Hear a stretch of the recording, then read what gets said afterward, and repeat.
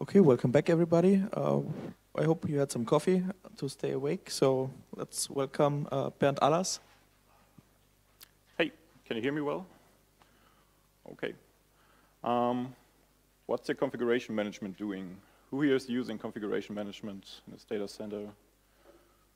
Okay. That's good. Yeah, I hope I can help with answering that question. What's the configuration management doing? Hey, I'm Bernd. I'm working at Greylock in Hamburg. And you can reach me over the internet, several places. Configuration management tools allow us to manage our computing resources these days very effectively and in a consistent way these days.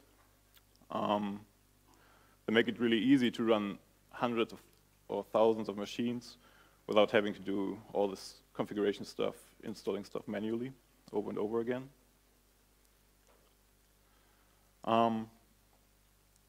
If you're using stuff like shared modules or cookbooks, stuff that other people wrote, it's pretty easy to end up with hundreds or thousands of managed resources like files and packages and services per node. So if you have lots of nodes and managing lots of resources per node, it's pretty easy that you get lots of managed resources.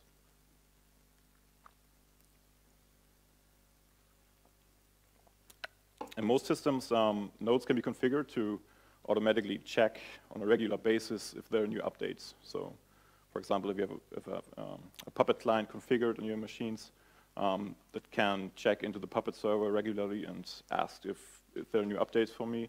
Do I have to do anything?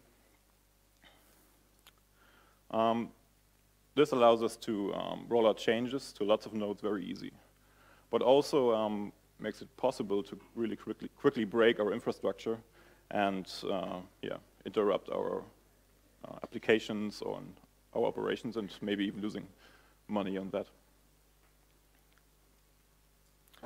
So if you would be able to collect, analyze, monitor all the events that are happening inside a configuration management system, that sounds like a good idea to me. It makes it possible to quickly analyze if an incident has been caused by changes that has been done by a configuration management system. Something like website went down due to an error in the latest web server cookbook. So something is changed in a cookbook. It's going to deploy it to all your clients. It breaks. Website goes down, for example. Or having the errors thrown during an update on the agent available in a central place can also help debugging those things. Or just graphing the duration of config management runs. So I've seen runs from seconds to 45 minutes. To get an overview with that, it might be nice to actually just graph the durations and collect the data. So yeah, do you know what your configuration management is doing? Is anyone having solutions for that in place, like collecting events from your configuration management or analyzing the logs, having stuff like that? Okay, what are you using for that? Okay, yeah.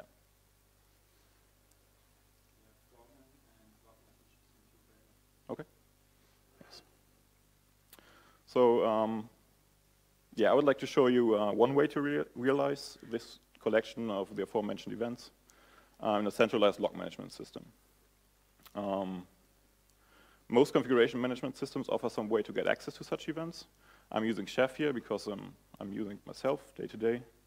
And it also makes it very easy to collect all these events that happen inside Chef when it runs, because it has some internal event bus where lots of messages or all the events that happen are going to be published.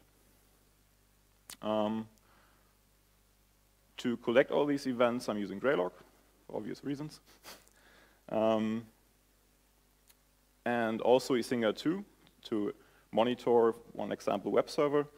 And Isinga2 will also publish all its events into Greylock. We've presented that at the last OSMC in Nuremberg last year, together with Michael Friedrich. So since, I'm not sure which version it was, 2 something, Isinger is able to publish all its events to Greylog, for example. So just a quick introduction of the tools. Chef, popular open source management tool, open source configuration management tool, sorry. It uses Ruby to provide a powerful DSL to manage resources. So you're actually writing Ruby code to define your infrastructure. Isinger 2, I don't think I think most of you know that, so quickly skip it. Use it, it's good. And of course, Greylog. Who actually knows Greylog already? Quick hands. Oh, cool. Keep up when you're using it. Cool, thanks. Yeah, free and open source tool for centralized log management and analysis. It has been started by Leonard in roughly 2010, called Greylog 2 at that time. In late 2012, Torch GmbH has been founded as a company behind it. And the beginning of last year, there has been a big release where lots of components got rewritten. The server got a REST API. The web interface got completely rewritten from scratch. That was last February in 2014. Beginning of this year, there's a new US-based company called Greylog. Greylog 2 got renamed to Greylog to make it even easier, because Greylog 2 1.0 sounded very weird. And yeah, we released 1.0 in February this year, which is actually pretty successful because there have been lots of stability improvements, speed improvements, and also some new features introduced there.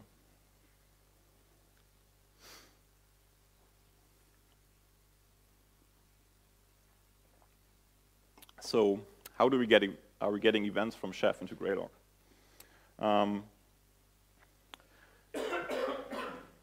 As mentioned earlier, Chef has this internal event bus, which you can use to hook into the life cycle of the Chef runs. By building a consumer for this event bus, we are getting access to more than 60 event callbacks. So which makes it possible to implement a very detailed tracing of Chef runs if you want to. These are all the methods. So there's lots of stuff like when a run is completed, when a run has failed, when a resource got updated, and lots of other stuff where you can hook into. When you execute Chef, so when you execute the Chef client, it's outputs a lot of information like Chef version, what is changing, stuff like that. And this is also based on the internal event bus, which it looks like this. So it reports the Chef version, the client PID, run list, template it's changing, service restarted, stuff like that. And that's also based on this internal event bus. So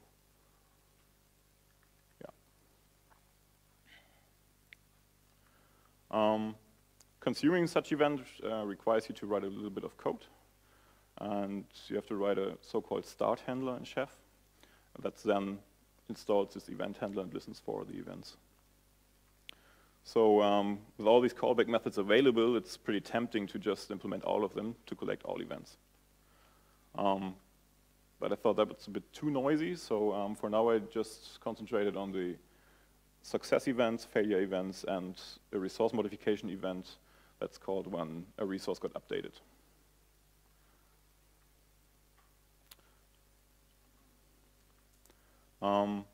These Chef events are then converted to a Gelf message and are being sent over HTTP to a Greylog server. Gelf is a JSON-based format to send structured events to a Greylog server. It's kind of similar to the JSON events, the JSON structure that Logstash uses. So you have a few predefined fields like timestamp and message and the source, but you're also able to define your own fields in the messages. And that's what we are using to send all these internal informations. So every chef callback gets some objects passed into, and those contain lots of information about all the resources, cookbooks, stuff like that.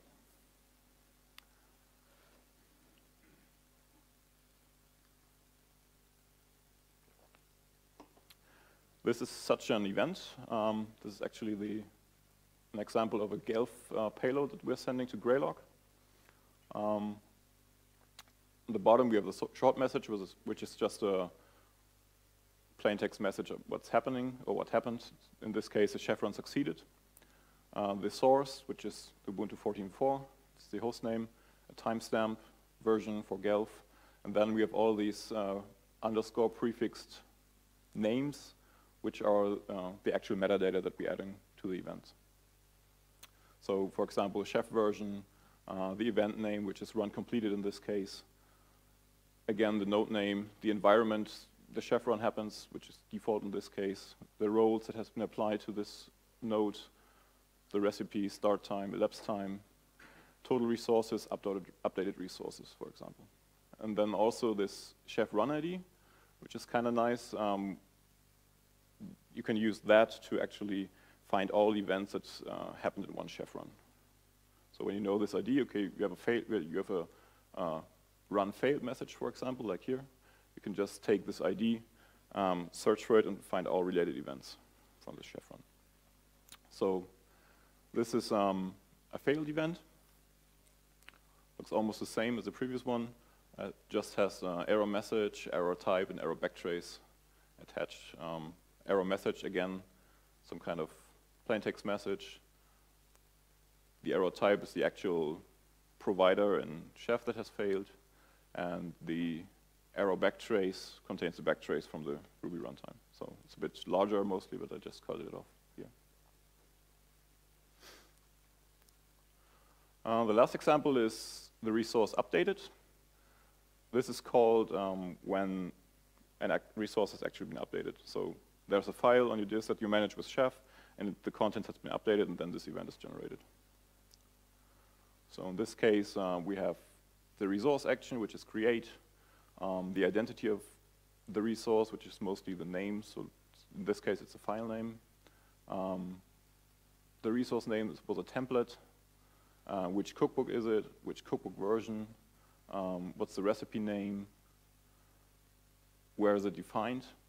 The resource in the recipe, and again, another duration.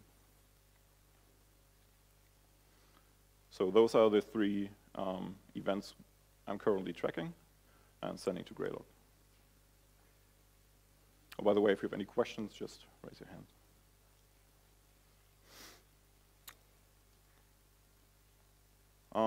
Then the Chef plugin is using HTTP to send the payload over to Greylog, which is pretty nice because we don't have any other dependencies on any libraries, because Chef also ships with a complete Ruby runtime, which has JSON and HTTP clients built in. So there's just this one HTTP call you have to do, and that's it. And also, if you want to do that for other systems, also pretty easy to just use HTTP, because that should be available everywhere. And you don't need any special protocol dependency, stuff like that.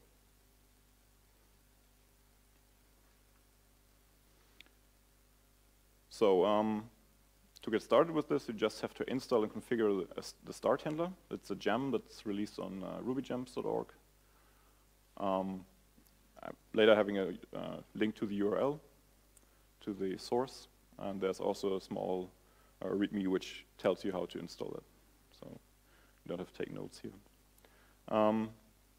Since this is running as a start handler in Chef, it has to be configured in the Chef config already, because it has to hook into the process pretty early. So regular, it's etc chef client RB, and you basically just have to add this. This here is the important part. you have this list of start handlers in Chef, and then you instantiate a new Gelf start handler event object, and yeah, you can configure the URL of your Gelf server, and that's it basically. It's pretty important here is to wrap that stuff into a begin rescue block, because if something fails here, your Chef client will die. So you don't want to have that. So make sure to wrap that stuff in begin rescue. If there's anything going wrong there, it will just log an error and tell you what happened.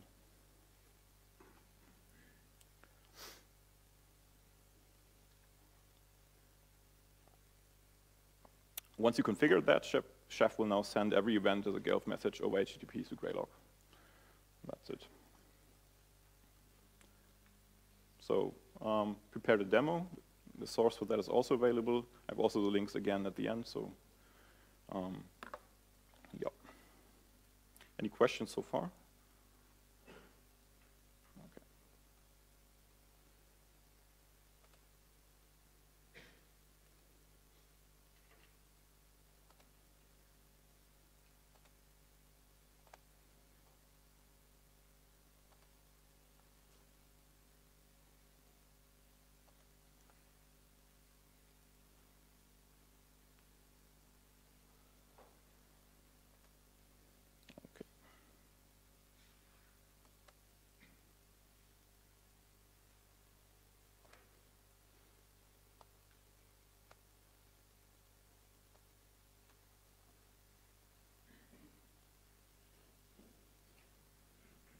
Just quickly set this up here.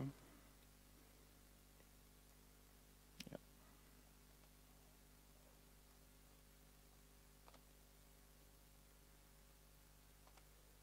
Okay.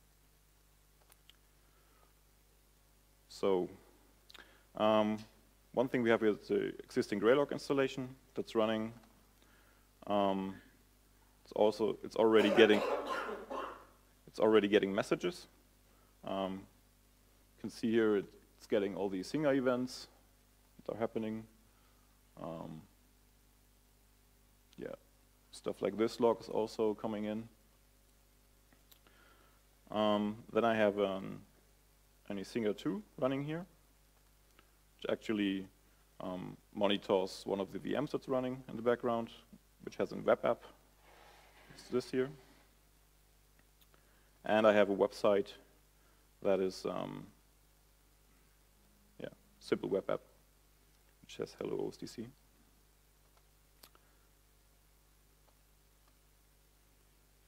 By the way, if you have any questions regarding Graylog, I can also just show you afterwards or demos or use something. So if you're not familiar with that.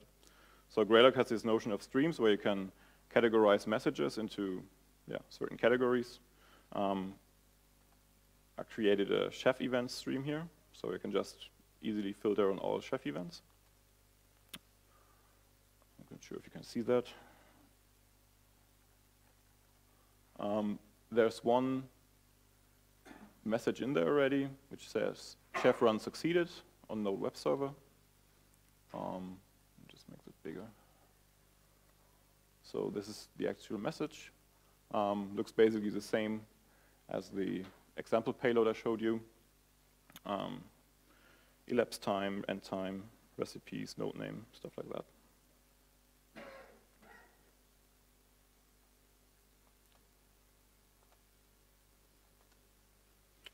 So what I, for example, can do now is, for example, okay, please show me all failed Chef runs, because I guess there have been some failed ones. Please let me know which ones are there. So what I can now do is I can filter for Chef event name, run failed, and the last day. And then I'm already see some stuff here. So Chef run failed on Node web server.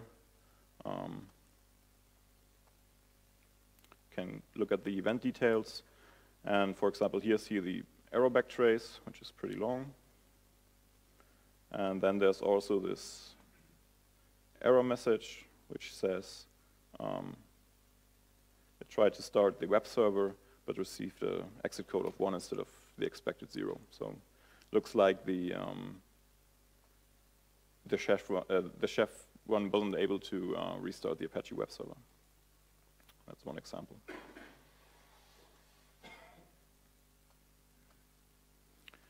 We can also do is search for resource updated events, which are triggered when some file is updated, stuff like that.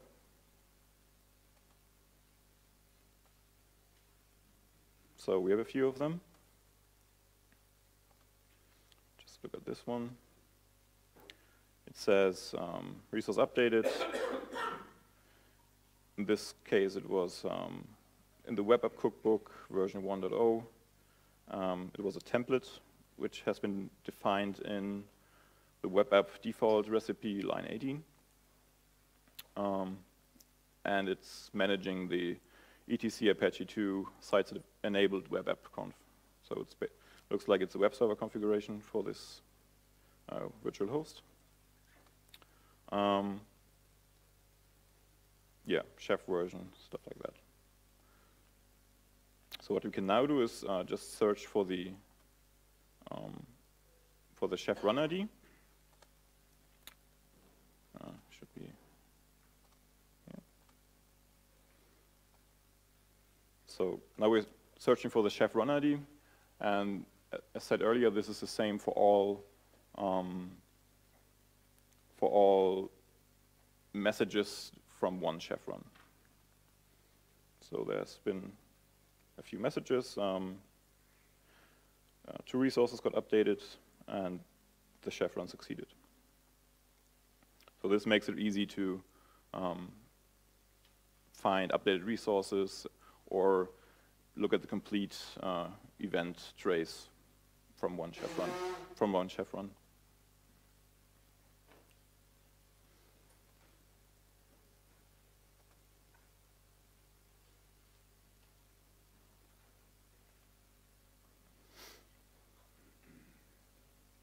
So what we can also do is, just a few more. But I also mentioned that we could graph the duration of the chef run. So where is it? It's elapsed time. So every event, every successful or failure event has a runtime attached to it. So how long did this chef run took?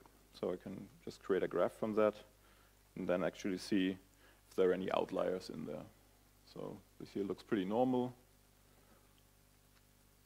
But here the duration has been quite high, especially here.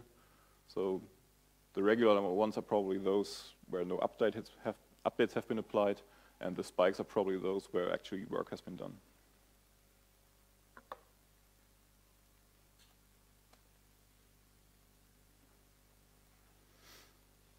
So what you can do now, just as an example, I kind of break the Apache configuration here, and then run the chef client manually on the web server just to illustrate it. Now it starts up, and you see some error has been thrown. Bigger. Can you see that? So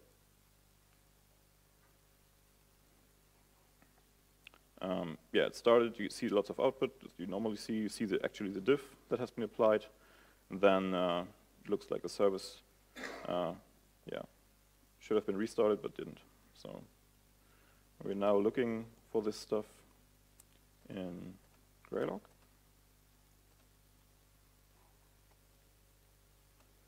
We actually see here the same thing. So resource got updated, the template that I just modified, then the chef run failed with the same error messages that we saw on the console as well.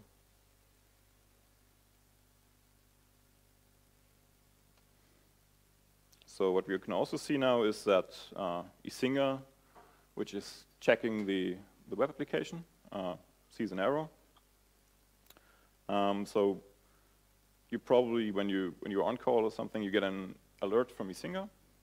You can go in there, check, okay, web server is affected. I want to check if there has been any, if there have been any changes to the configuration management system lately. So can just do now. Search again. And pick this event here.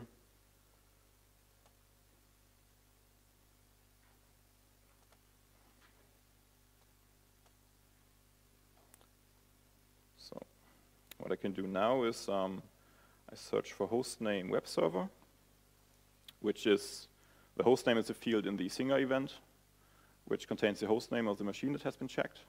And I also search for source web server, and the source is contains the hostname of the event in the Greylog, in the chef messages. So I basically look for messages from Isinga and from chef for this host.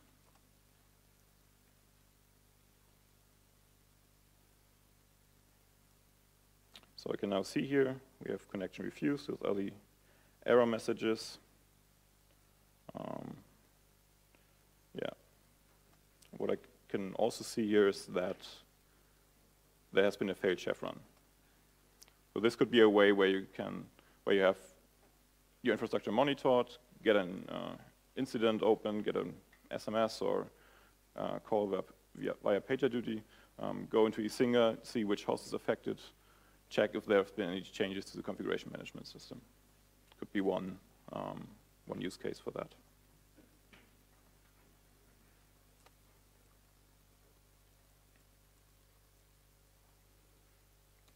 So I'm now just fixing it up again. Run chef again.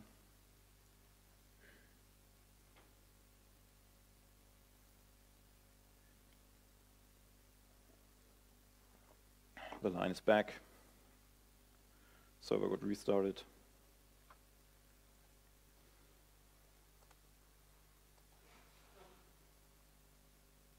And I see HTTP OK from Isinga again, and also the succeeded messages from chef. And now it's green again.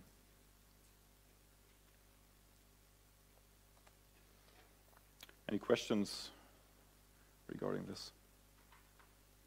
Okay.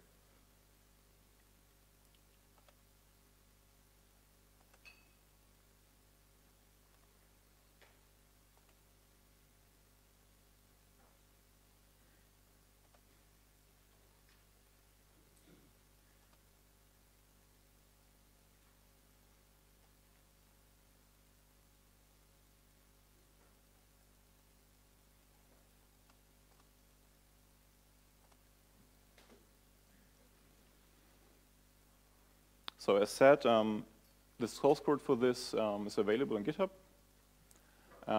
The source code for the chef handler is also available on GitHub and on RubyGems, so you can just install it and start using it. Appreciate if someone wants to support more events or any other suggestions of putting more data in the events. I just started with some obvious one, but there's lots of more data available inside Chef that could be put in those events.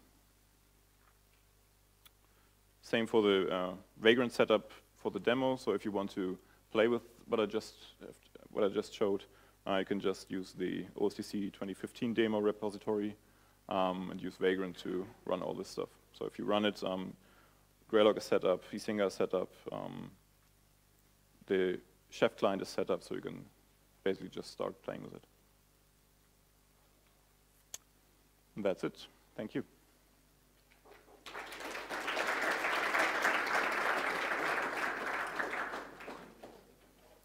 Any questions?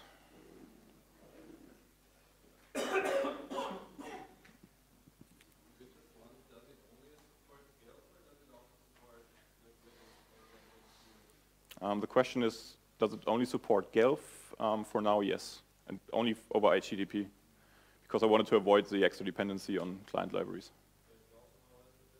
Sorry? Yeah. So the question was if it also supports HTTPS TLS for the for the client. Yes, it does. It's basically reusing the internal Chef HTTP client, which supports all this stuff already. And it also can be configured when you instantiate the handler. Welcome. Anything else? Do you think it's useful or not? Okay. Thank you. Thank you. Thank you.